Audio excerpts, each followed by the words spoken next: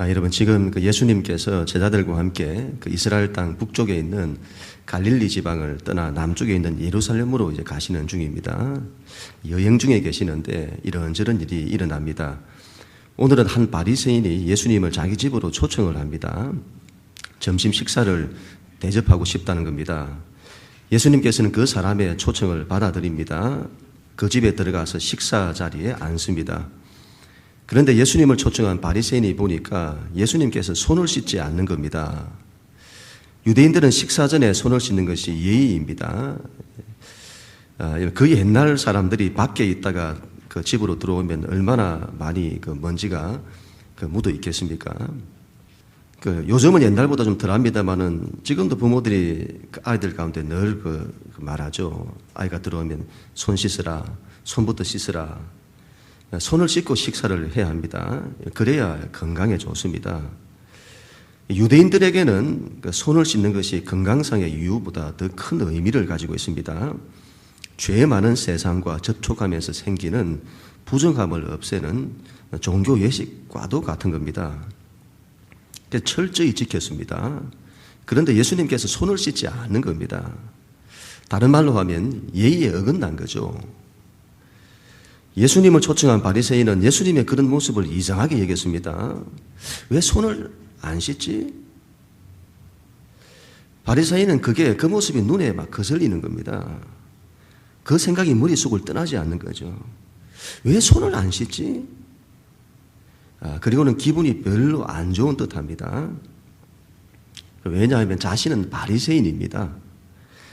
바리새인이라고 하는 이 말은 유대교의 한 종파 가운데 하나인 바리새파에 속한 사람들을 말합니다.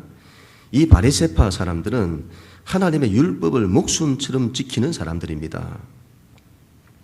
율법을 얼마나 철저하게 지키려고 했는가 하면 율법을 613개 조항으로 나누어서 지켰습니다. 완벽하게 지키려고 했다는 거죠. 그들은 이것은 해야 하고 저것은 하면 안 되고 이런 게 분명한 사람들이죠. 식사 자리에서 손을 씻지 않는 것은 있을 수 없는 일입니다. 그런데 예수님께서 안 씻는 겁니다. 바리새인은 그런 예수님을 이해할 수가 없습니다. 혹시 예수님 씻는 걸 별로 안 좋아하시는 스타일? 아니면 혹시 예수님이 자기를 무시하는 건 아닐까? 예수님을 집으로 초청을 했는데 그 정도는 해줘야 되는 거 아닐까? 사람의 호의를 무시해도 유분수지 어떻게 그럴 수 있냐? 이건 완전히 나를 무시하는 거구만. 예수님께서는 바리새인의 그 마음을 아셨던 것 같습니다. 그리고 이렇게 말씀합니다. 39절 주께서 이르시되 너희 바리새인은 지금 잔과 대접의 겉은 깨끗이 하나 너희 속에는 탐욕과 악독이 가득하도다. 예수님께서는 자신을 초청한 바리새인만을 두고 말씀하신 게 아니고 그 사람이 속한 바리새파에 속한 바리새인들의 신앙, 더 나아가서는 유대교 신앙 전체를 책망하십니다. 너희는 신앙이 잘못됐다. 너희의 신앙은 비유로 하면 마치 잔과 대접을 깨끗하게 하는 신앙이다. 잔을 깨끗하게 하고 대접을 깨끗하게 하고 손을 깨끗하게 하고 너희는 겉으로 드러나는 것에 관심을 두고 그것을 행하는 신앙이다. 너희 속에 탐욕이 있고 악독이 있는 것에는 전혀 상관하지 않는구나. 신앙이 외모에만 관심이 있구나. 얼굴에 좋은 화장품을 써서 바르고 좋은 옷을 입고 액세서리를 따라 꾸미는 데는 관심이 있구나. 그래서 남들에게 잘 보이는 것에는 관심이 있구나. 그런데 정작 너희 안에 있는 속 사람에 대해서는 관심이 없구나. 그리고 이렇게 말씀을 합니다. 40절 41절 어리석은 자들아 겉을 만드시니까 속도 만들지 아니하셨느냐. 그러나 그 안에 있는 것으로 구제하라. 그리하면 모든 것이 너희에게 깨끗하리라. 하나님이 겉만 만드셨느냐?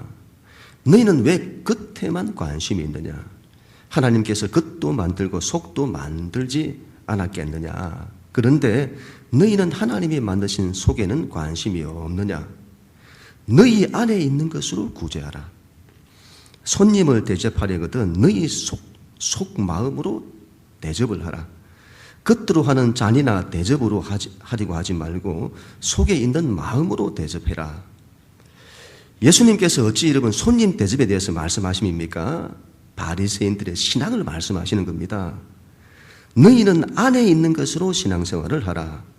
너희가 마음으로 이웃을 대하라. 그리하면 모든 것이 깨끗하다. 잔이 좀 볼품이 없어도 대접이 좀 낡아도 괜찮다. 음식이 좀 약소해도 괜찮다. 마음으로 대접을 하니 그것이 고맙구나. 손을 씻지 않는 것이 더러운 것이 아니다. 마음이 깨끗이 못한 것이 더러운 것이다. 끝이 사람을 더럽게 하는 것이 아니라 사람의 속에서 나오는 것이 사람을 더럽게 하는 것이다. 그리고 예수님도 이렇게 말씀하십니다. 42절. 화 있을진저 너희 바리새인이여 너희가 박하와 온양과 모든 채소의 11조는 드리되 공의와 하나님께 대한 사랑은 버리는도다. 그러나 이것도 행하고 저것도 버리지 말아야 할지니라. 화 있을진저 너희 바리새인이여. 이런 예수님이 너무 심한 말씀 아닐까요? 예수님께서는 바리새인들을 아주 심하게 책망을 하십니다. 마치 저주하시듯이 너희에게 화가 있을 것이다 이 바리새인들아. 대체 예수님 무엇 때문에 그렇게 책망을 하실까요? 예수님은 바리새인들의 신앙을 책망하십니다. 너희 신앙이 잘못되었다. 여러분 예수님의 그런 말씀에 이 바리새인은 동의하지 못할 겁니다. 이 바리새인들이 누구입니까? 당시 유대 사회에서 신앙이 좋기로 유명한 사람들입니다. 얼마나 하나님의 율법을 철저히 지키는데요. 율법을 지키는데 목숨을 겁니다. 온 마음을 다하고 힘을 다하고 뜻을 다하고 목숨을 다하여 율법을 지킵니다. 얼마나 대단합니까?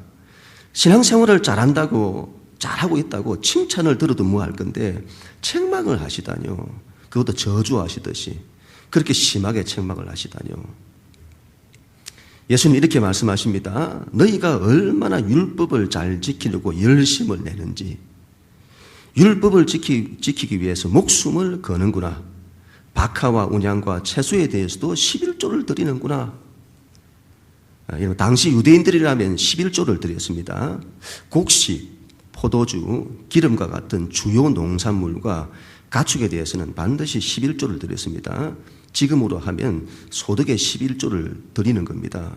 그런데 이 바리새인들은 얼마나 신앙이 철저한지 박하와 온양과 채소에 대해서도 11조를 드리는 겁니다. 주요 농산물도 아닌 그런 것에 대해서도 11조를 드립니다. 지금으로 하면 용돈이 생긴 겁니다. 용돈이. 거기에 대해서도 11조를 반드시 구별해서 드렸다 하는 거죠. 작은 것에도 100원이 생기면 10원을 드리고 10원이 생기면 1원까지도 드리는 겁니다. 철저히 드리는 거죠. 그 정도로 하면 신앙이 엄청 좋은 것 아닐까요? 칭찬해야 되는 것 아닐까요? 그런데 뭐가 문제죠? 예수님은 말씀합니다. 너희가 겉으로는 그렇게 철저히 11조를 드릴 정도로 열심을 내면서도 정작 너희 속에 가장 중요한 하나님에 대한 사랑은 없구나. 신앙에서 제일 중요한 것이 무엇이냐? 하나님이 아니냐? 신앙이란 하나님을 사랑하는 것이다.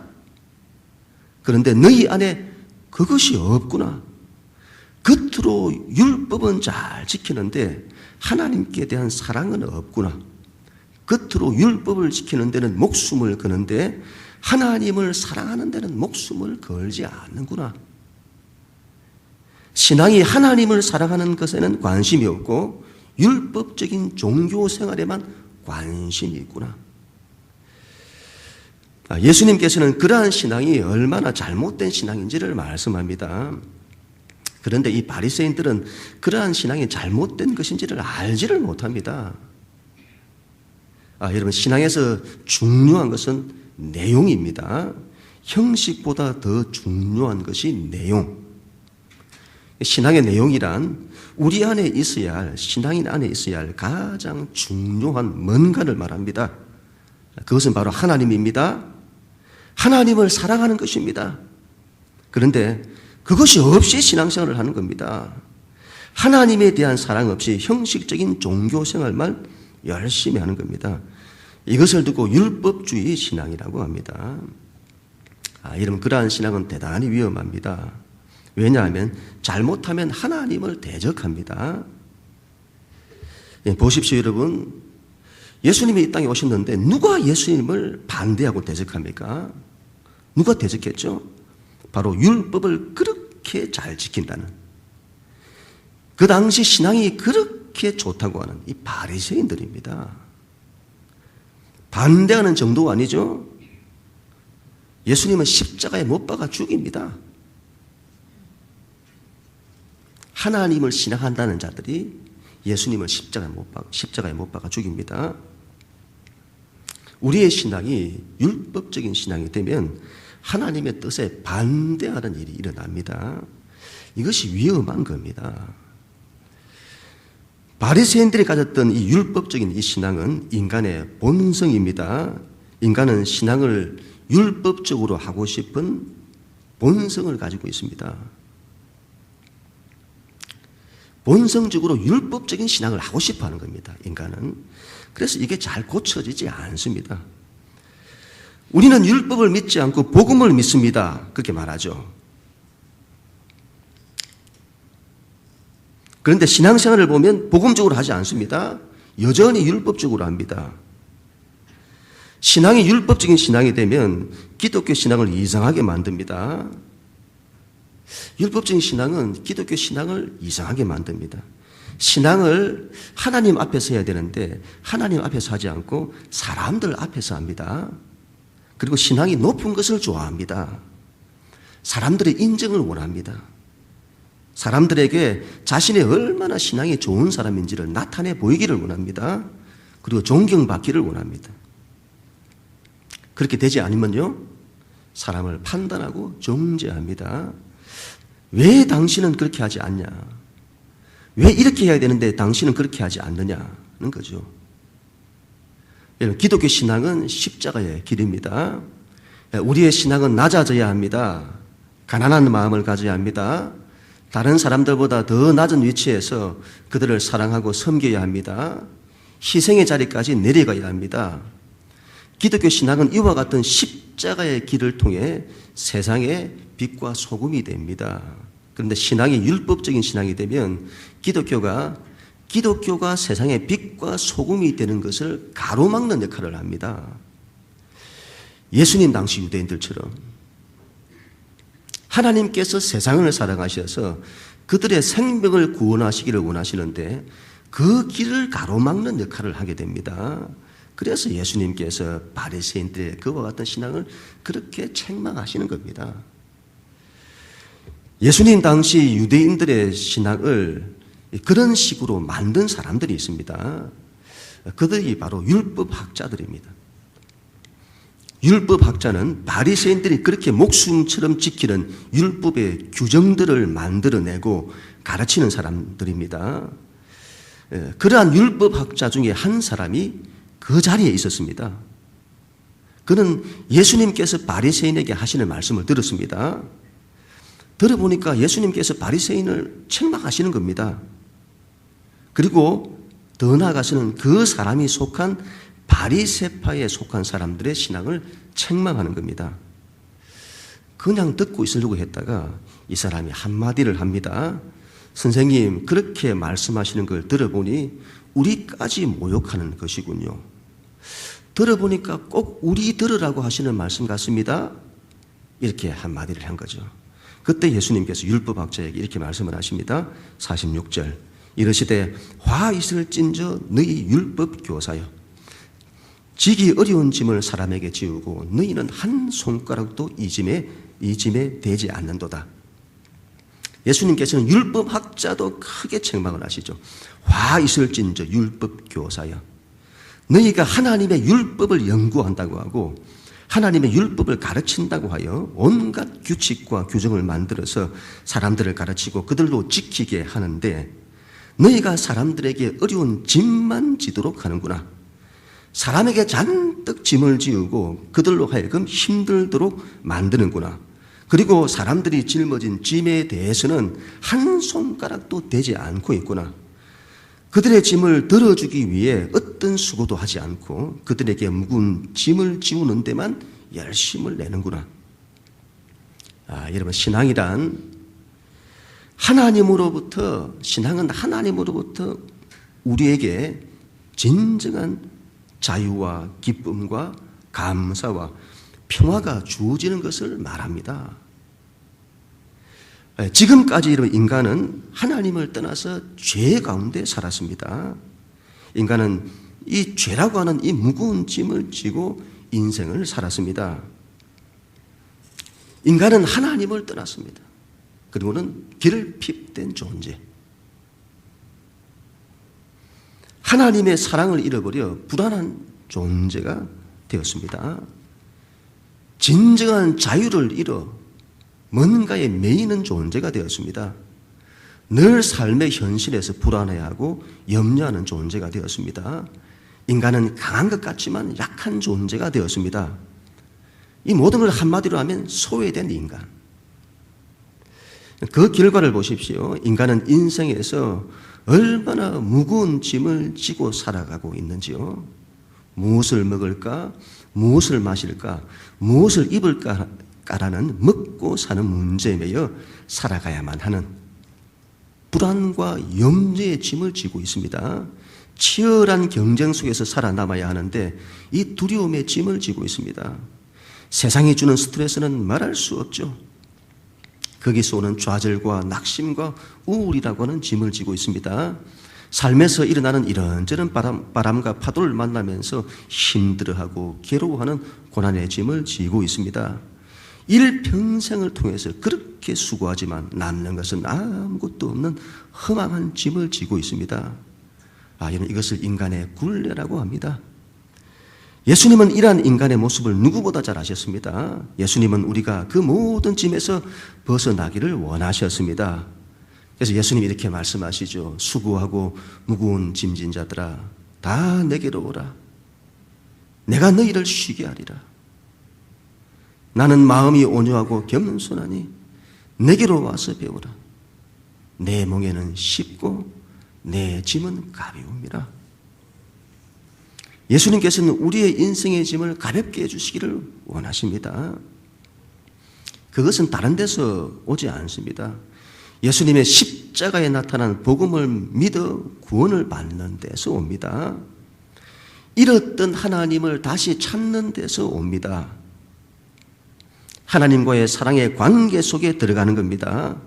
인간의 모든 비극의 출발인 잃었던 하나님을 다시 찾고 그 하나님의 사랑을 받으며 그 하나님을 사랑하며 사는 것입니다. 여러분, 얼마나 큰 복인지요.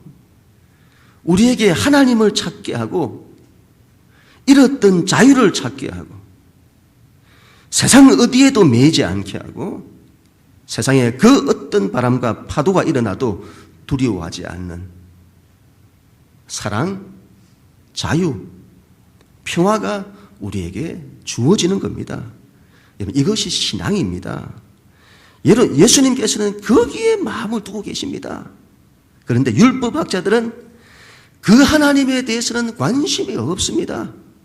오히려 사람들로 하여금 하나님을 사랑하게 하는 것보다는 율법을 지키도록 하는, 그래서 율법을 세부적 규정으로 더 쪼개고 더 쪼개서 이것은 해야 하고 저것은 하면 안 되고 그런 걸로 사람들을 가르쳐서 사람들에게 더 큰 짐을 지우는 겁니다. 그리고 그 사람들의 인간이 하나님을 떠난 그 인생이 일평생을 통해 지고 있는 그 무거운 짐에 대해서는 관심이 없습니다. 가볍게 하려는 데에는 한 손가락도 되지 않습니다. 수고하지 않고 짐만 지우려고 합니다. 이러한 신앙은 하나님을 대적합니다. 이상하죠. 하나님을 위해서 그렇게 열심히 율법을 지킨다는데 그것이 여러분 하나님을 대적할 수 있다는 겁니다. 예수님이 이렇게 말씀하십니다. 47절 화 있을진저 너희는 선지자들의 무덤을 만들었도다. 그들을 죽인 자도 너희 조상들이로다. 이게 무슨 말씀이죠? 너희가 하나님이 보내신 선지자들의 죽음을 안타까워하며 기념을 한다고 무덤을 만드는구나. 그런데 그들을 누가 죽였냐? 바로 너희 같은 사람이다. 지금의 너희와 똑같은 너희 조상들이 그를 죽였다. 하나님이 보내신 사람을 누가 죽였냐? 너희같이 율법을 목숨처럼 지킨다는 너희 조상들이 그랬다. 하나님에 대한 사랑은 없고 율법을 목숨처럼 지킨다는 종교 생활하는 너희 조상들이 죽였다. 50절 51절 창세 이후로 흘린 모든 선지자의 피를 이 세대가 담당하되 곧 아벨의 피로부터 제단과 성전 사이에서 죽임을 당한 사갈의 피까지 하리라. 가인이 동생 아벨을 왜 죽였냐?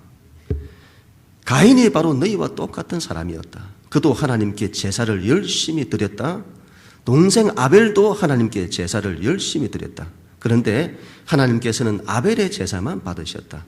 왜 그렇게 하시냐? 가인도 아벨도 똑같이 하나님께 제사를 드렸는데 왜 가인의 제사는 하나님께서 받지 않으시고 아벨의 제사만 받으시냐?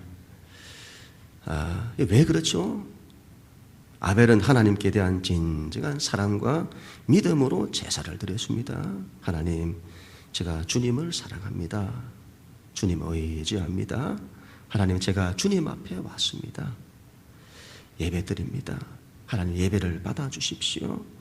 주님을 찬양합니다. 주님을 높입니다. 그러나 가인에게는 그런 마음이 없습니다.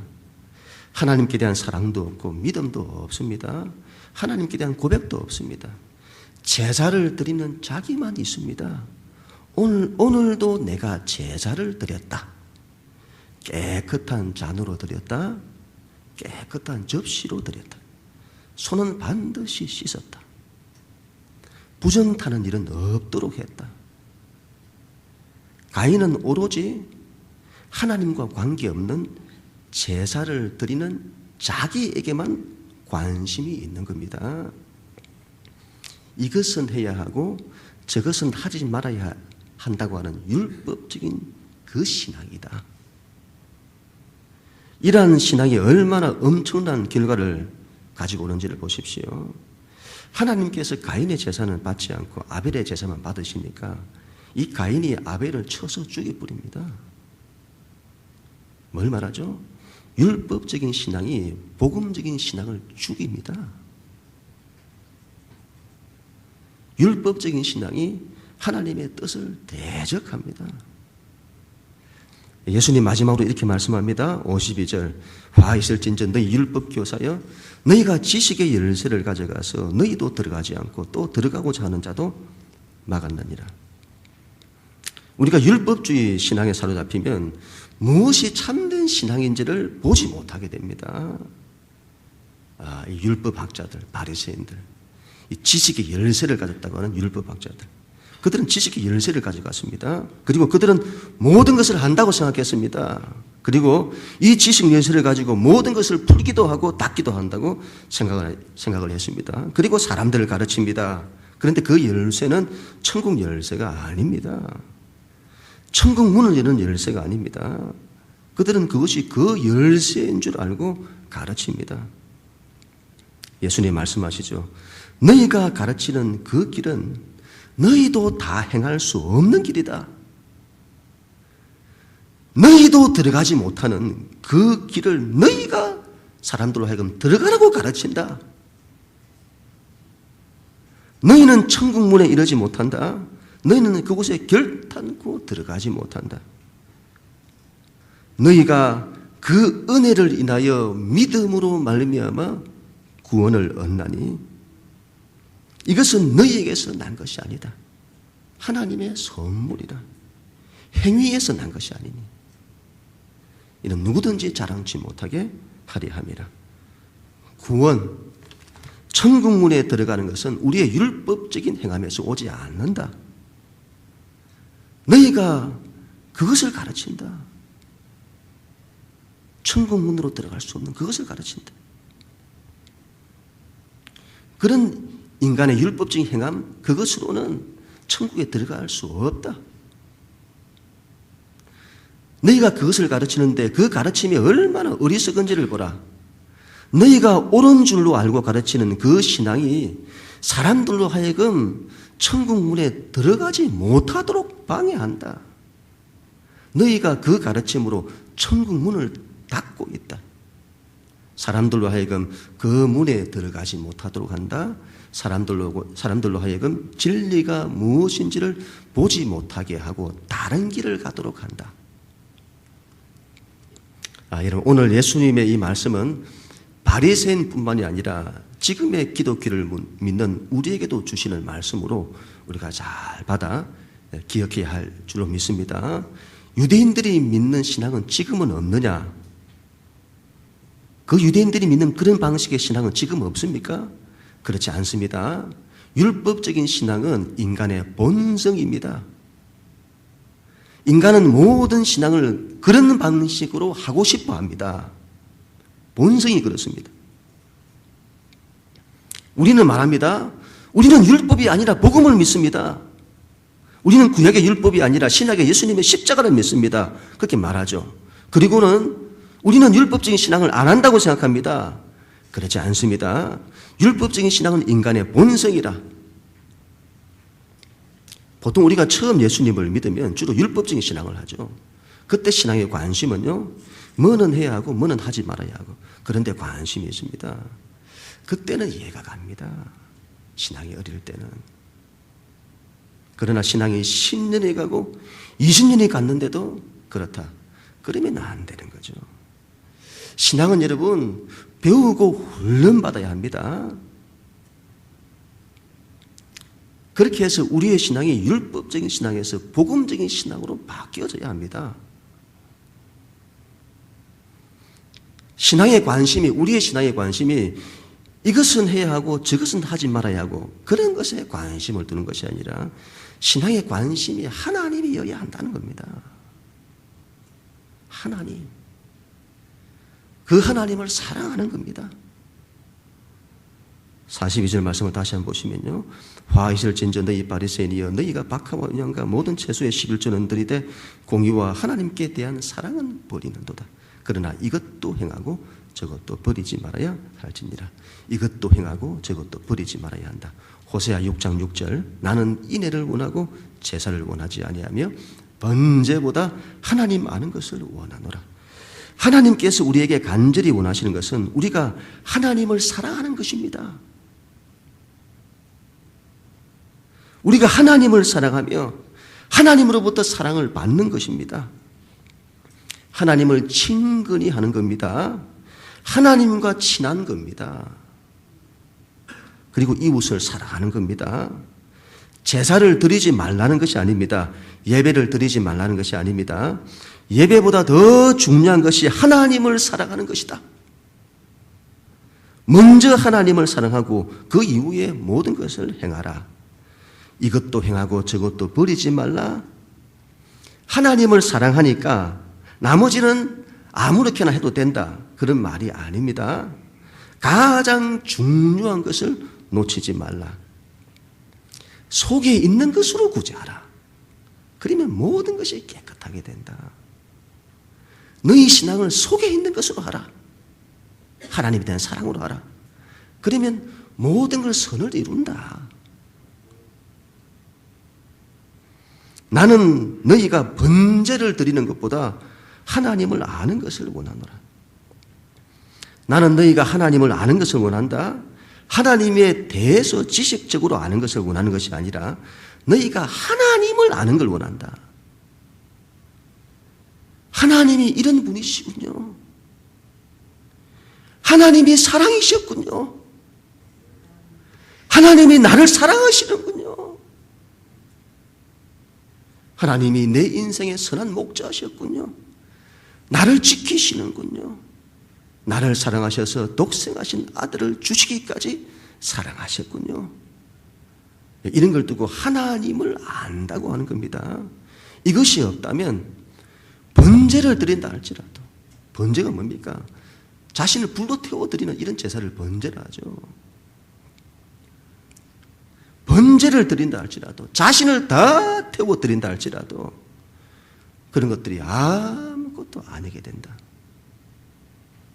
번제를 드리지 말라는 것이 아닙니다. 하나님을 아는 것이 우선이다. 그리고 나머지도 같이 하라. 이것도 행하고 저것도 버리지 말아야 한다. 어떤 학생이 저에게 이렇게 질문을 했습니다. 목사님, 어떤 친구가 기독교는 술을 먹어도 되는지 안 되는지 물어보면 어떻게 대답을 해야 해요? 좋은 질문이라고 봅니다. 여러분 어떻습니까? 이와 비슷한 문제들이 많죠. 지금 추석 명절입니다. 이때마다 나오는 질문이죠. 제사에 드리는 음식을 먹어야 됩니까? 말아야 됩니까?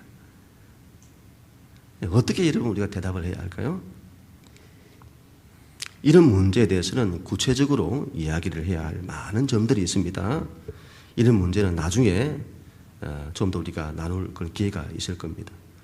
오늘 말씀에 비추어서 말을 한다면 기독교는 술을 먹어도 되느냐, 술을 먹으면 안 되느냐, 제사 음식을 먹어도 되느냐, 먹으면 안 되느냐, 그런 걸로 말할 수 없다. 기독교는 그런 걸 말하지 않습니다. 그런 것들은 율법적인 신앙이 관심을 가지는 것들이다. 이것은 해야 하고 저것은 하면 안 되고, 기독교 신앙은 그런 걸 말하지 않는다. 그런데 기독교를 실제로 그런 종교로 많이 이해를 합니다. 그래서 기독교는 술 먹지 않는 종교. 좋은 것처럼 보이죠? 대단히 잘못된 겁니다. 그것 때문에 기독교가 무엇인지가 가려집니다. 본질이. 기독교가 무엇인지에 대한 참모습을 사람들이 보지 못하도록 만듭니다. 기독교 신앙은요, 하나님을 말합니다. 하나님. 예수 그리스도의 십자가에 나타난 하나님입니다. 우리를 사랑하시는 하나님. 우리의 기독교 신앙은 그 하나님을 사랑하는 겁니다. 그 하나님으로부터 사랑을 받는 겁니다. 그 사랑으로 이웃을 사랑하는 겁니다. 하나님의 뜻과 이웃 사랑을 위해서 그들을 섬기고 낮아지고 희생하는 겁니다. 십자가의 좁은 길을지라도 마다하지 않고 가는 겁니다. 그걸 신앙이라고 합니다. 우리 믿는 기독교 신앙은 이런 모습이어야 할 줄을 믿습니다. 여기에 우리의 온 마음을 두고 우리 일평생 하나님을 찾고 구하고 두드리고 하나님을 사랑하고 하나님의 사랑을 받으며 이웃을 사랑해내는 우리 모두가 다 될 수 있기를 주님 이름으로 간절히 축원합니다.